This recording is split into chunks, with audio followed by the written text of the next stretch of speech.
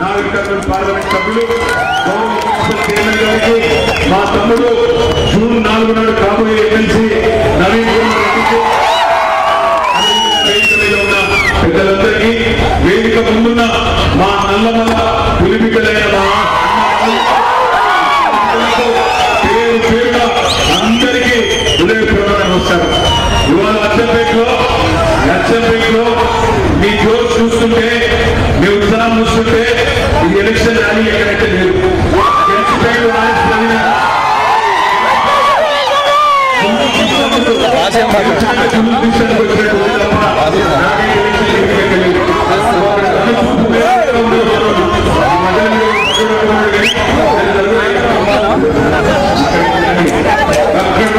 తమ్ముడు బాలరాజు గారు అచ్చలగొట్టి road show ఏర్పాటు చేసినందుకు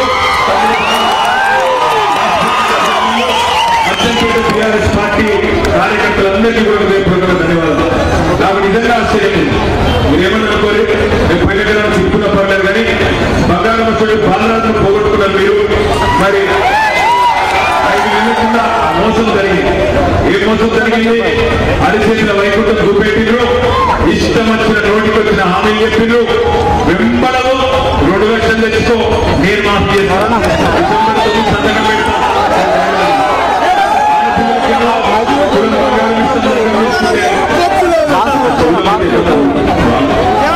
2500 రూపాయలు ఇస్తా నెలకు.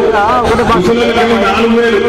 కేసీఆర్ ఒక్కరికి 4000 ఇస్తే నేను ఇద్దరికి ఇస్తా, ఇంట్లో ముసలోడు ముసలమ్మ ఇద్దరికి ఇస్తా డైలాగులు. ఇంటాలకు 500 బోనస్, ఇంటాలకు 500 బోనస్ అని చెప్పి బోనస్ మాటలు. ఇవన్నీ నమ్మి కొంతమంది మనోళ్ళు మోసపోయినారు.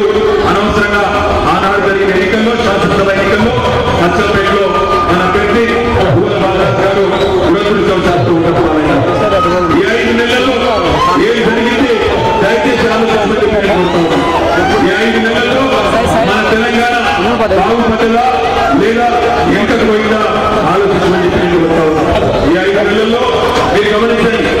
మళ్ళీ కరెంటు కష్టాలు చాలా అయ్యాయి అచ్చంపేటలో. మంచినీళ్ళ కోత చాలు అయిందా? మోటార్లు కాల్చున్నాయా? మార్పు జరుగుతుందా?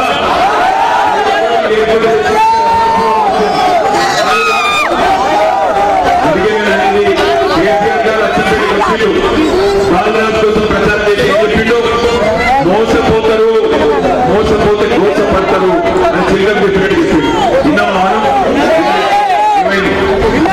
ఆ జెండాలు ఇచ్చాను, జెండాలు తెచ్చుకుంటాం, ఆ జెండాలను తీసుకుంటుంది జెండాలు ఇచ్చే దగ్గర జెండాలు ఇచ్చేది. అయితే మీ అందరితో ప్రార్థన ఒకటే, ఇక్కడికి వచ్చిన వాళ్ళందరినీ నేను ఒక ప్రశ్న అడుగుతా, మీరు నిజాయితీగా సమాధానం చెప్పండి. నేర్పాని కోసం సమాధానం చెప్పు కాదు, నిజాయితీగా చెప్పండి. ఒక్కటంటే ఒక్క వర్గానికి కాంగ్రెస్ ప్రభుత్వం వచ్చినప్పుడు మేలు జరిగిందా? పిల్లలు బంగారం వచ్చిందా? ఆడపిల్లలకు నెలకు 2500 ఖాతాలు ఉంటాయా? మీరు పచ్చి అబద్ధం చెప్తున్నారు. రేవంత్ రెడ్డి చెప్పి నాకు 2500 వేసుకోండి. కష్టపెట్ట రాలేదా? మీ కొండారెడ్డి పల్లెనే రేవంత్ రెడ్డిది. కొండారెడ్డి పల్లె కూడా రాలేదా? ముసలిలకు 4,000 వస్తలేవా? పక్కానా? ఆడపిల్లలకు స్కూటీలు రాలేదా? 100 రోజుల్లో అన్ని అయిపోతాయి అన్నాడు కదా, అయిపోలేదా? 150 రోజులు అయిపోయాయి. నేను అందుకే అడుగుతున్నా, ఒక్క ప్రశ్నకు నిజాయితీగా సమాధానం చెప్పండి, మనసులో ఉన్నట్టున్నట్టు చెప్పండి. కేసీఆర్ ఉన్నప్పుడే బాగుండే అనుకునేటోళ్ళు చేయవట్టే. పక్కన మేము రాఘవేంద్ర డ్రెస్సెస్ మీకు ఇప్పుడు బాగా అనిపిస్తుందా? పక్కన ఇది పక్కా అయితే మీ అందరికి ఒకటే విజ్ఞప్తి, మీరు ఎవరిని తన్నకుండ్రి, ఎవరిని గుద్దకుండ్రి, ఎవరితో పంచాయతీ పెట్టుకోకుండ్రి. మీకు అల్కట్ ఉపాయం చెప్తా. ఉపాయం ఏంటి అంటే, మే 13 తారీఖు నాడు కారు గుర్తు మీద ఓటేసి మాకు 10-12 ఎంపీ సీట్లు అప్పచెప్పండి. 6 నెలల లోపల తిరిగి కేసీఆర్ రాష్ట్ర రాజకీయాన్ని శాసిస్తాడు. మీరు 10-12 సీట్లు మాకు అప్పచెప్తే రాష్ట్ర రాజకీయం మళ్ళీ తిరిగి కేసీఆర్ చుట్టే తిరుగుతుంది. మీరు అనుకున్న కోరిక నెరవేరుతుంది. చేద్దామా మరి? చేద్దామా? మీ అచ్చంపేటలో ఇంత మంచి హాస్పిటల్ కట్టించిన కేసీఆర్ గారి పార్లమెంట్ అభ్యర్థికి ఓటేద్దామా? ఏ గుర్తు మనది? మరి బీజేపీకి ఓటేయరా? ఎందుకేయరు? మోడీ ఇచ్చిన 15 లక్షలు రాలేదా? మోడీ సాబ్ ఇచ్చిండు కదా, నల్లధనం వాపసు తెచ్చిండు, 15 లక్షలు ఇచ్చిండు, రాలేదా మీకు? రాలేదా? పక్కానా 2 కోట్ల ఉద్యోగాలు రాలేదా సంవత్సరానికి? మరి ఆయన గుడి కట్టిండు కదా, గుడి కడితే గుద్దొద్దా? మరి ఒక్క పని చేసిండు దేశంలో. ఏం చేసిండంటే పిల్లల మనసుల నిండా విషయం నింపిండు, హిందూ ముస్లిం ఫీలింగులు తెచ్చిండు. మతం తప్ప ఇంకో మాట లేదు, ఒక కాలేజీ లేదు, ఒక్క దవాఖాన కట్టింది లేదు, ఒక్క స్కూల్ పెట్టింది లేదు, ఒక్క మంచి పని చేసింది లేదు. మొత్తం పిల్లల నెత్తి ఖరాబ్ చేసి మతం పేరు మీద విషయం నింపిండు మోడీ తప్ప ఒక్క మంచి పని కూడా లేదు. ఇక్కడ ఈ రోజు మన పార్టీ ద్వారా ఎంపీగా గెలిచిన వ్యక్తి, గతంలో మీ అచ్చంపేటలో కూడా ఎమ్మెల్యే ఉండే ఆయన రాములు, మరి ఆయన తీసుకొచ్చి ఎంపీ చేస్తే కేసీఆర్ గారు ఇవాళ వెన్నుపోటు ఒడిసి, కట్టప్ప కదా బాహుబలిని ఒడిసినట్టు ఎన్నుపోటు ఒడిసి ఇవాళ పోయి బీజేపీలో పడ్డాడు. నేను అడుగుతున్న రాములు గారికి, ఏం తక్కువ చేసింది నీకు బీఆర్ఎస్ పార్టీ? ఎందుకు పోయినావు? ఇవాళ ఆ చెవుల పువ్వు పెట్టిన పార్టీకి ఎందుకు పోయినావు? ఏం తక్కువైంది నీకు? ఏ కారణం చేత నువ్వు ఇవాళ పార్టీ మారాల్సి వచ్చిందో చెప్పు అచ్చంపేట ప్రజలకు.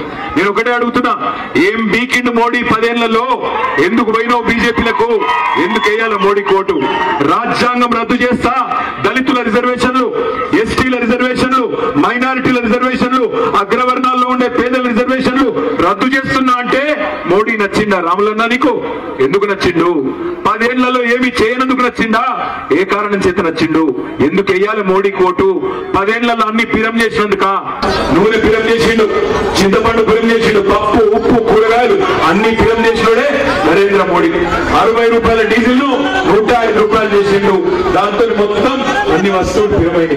దయచేసి నేను ఇట్లా కోరేది ఒకటే, కరెంటు కేసీఆర్ ఉన్నప్పుడు బాగుండే, తాగునీళ్లు కేసీఆర్ ఉన్నప్పుడే బాగుండే, రైతు బంధు టైంకు పడుతుండే, మంచిగా కడుపుల సల్ల గదలకుండా అచ్చంపేటలో అన్ని పనులు మీ బాలరాజు చేసుకొచ్చిండు.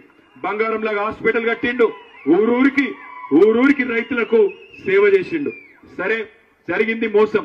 నేను చివరికి ముగించే ముందు నేను మీకు ఒకటే విజ్ఞప్తి చేస్తున్నా, ఎందుకంటే మాకు గద్వాల పోయేది ఉన్నది, మళ్ళీ హెలికాప్టర్ ఎగరది, ఇంకో 5 నిమిషాలు అయితే హెలికాప్టర్ ఎగరది, అందుకే మాకు జల్దీ పోయేది ఉన్నది.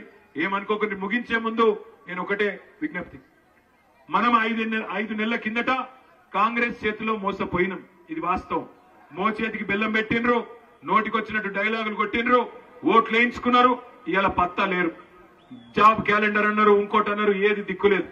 అందుకే నేను మిమ్మల్ని అడిగేది ఒకటే, ఒకసారి మోసపోతే మోసం చేసినోళ్ళు తప్పైతుంది, కానీ రెండోసారి మన చేతుల్నే మోసపోతే మన తప్పైతుంది. రేవంత్ రెడ్డి ఒకసారి విజయవంతంగా అచ్చంపేట మీకు అందరి మోసం చేసి, రెండోసారి కూడా మళ్ళా రేవంత్ రెడ్డి మోసం చేసినందుకు తారీఖులు మారుస్తున్నాడు. మొదలేమో డిసెంబర్ 9 నాడు రుణమాఫీ అన్నాడు, ఊసరవెల్లి రంగులు మారుస్తుంది, రేవంత్ రెడ్డి తారీఖులు మారుస్తాడు. డిసెంబర్ 9 అన్నాడు, ఇవాళ మళ్ళా 15 ఆగస్టు చేస్తా అంటున్నాడు. నమ్మకండి, అసలు రేవంత్ రెడ్డి కాంగ్రెస్ లో ఉన్నాడు. ఇక్కడ ఉండే మా మైనారిటీ సోదరులకు చెప్తాను, పార్లమెంట్ ఎన్నికల తర్వాత రేవంత్ రెడ్డి బీజేపీకి చెప్పుకుంటూ మీరు గుర్తుపెట్టుకోండి. అందుకే నేను కోరేది, దయచేసి మళ్ళీ ఒక్కసారి అడుగుతున్నా, కేసీఆర్ ఉన్నప్పుడే బాగుండేనా? ఒక్కసారి బాగుండేనట్టు చేయలేవట్టు. మరి కేసీఆర్ ఉన్నప్పుడే బాగుండే అంటే ఏ గుర్తు కొట్టేయాలి? పక్కనా ఐపీఎస్ ఆఫీసరు రేపు నాగర్ కర్నూలు ఎంపీ అంటే మన గౌరవం పెరుగుతుంది, మన అచ్చంపేట గౌరవం, మన తెలంగాణ గౌరవం పెరుగుతుంది. ఒక అధికారిగానే లక్షల మంది పిల్లలకు సేవ చేసిండు. రేపు అదే పార్లమెంట్ సభ్యుడైతే ఆర్ఎస్ ప్రవీణ్ గారు మీ గౌరవాన్ని ఎట్లా కాపాడుతారో ఒక్కసారి ఆలోచించండి. రాజకీయ నాయకులు బోలెడు మంది ఉంటారు, కానీ వాళ్ళ చదువుకున్న వ్యక్తి, మీ అచ్చంపేటలో హై స్కూల్ విద్యాభ్యాసం చేసిన వ్యక్తి ఆర్ఎస్ ప్రవీణ్ అన్నకు ఓటేసి పెద్ద మెజారిటీతో గెలిపించండి. మాకు గద్వాల పోయేది, మళ్ళా ప్రవీణ్ అన్న 13 తారీఖు లోపల మీ కమలవాడు కావచ్చు. అందుకే మేము అనేది, ఇక్కడికి వచ్చిన ప్రతి ఒక్కరు ఆర్ఎస్ ప్రవీణ్ కుమారే, ఇక్కడికి వచ్చిన ప్రతి ఒక్కరు కేసీఆర్, మీరే 13 కథానాయకులు కావాలి, అచ్చంపేటలో బంపర్ మెజారిటీ ఇవ్వాలని కోరుతూ జై తెలంగాణ. ప్రవీణ్ కుమార్ గారి గుర్తుకే. Thank you.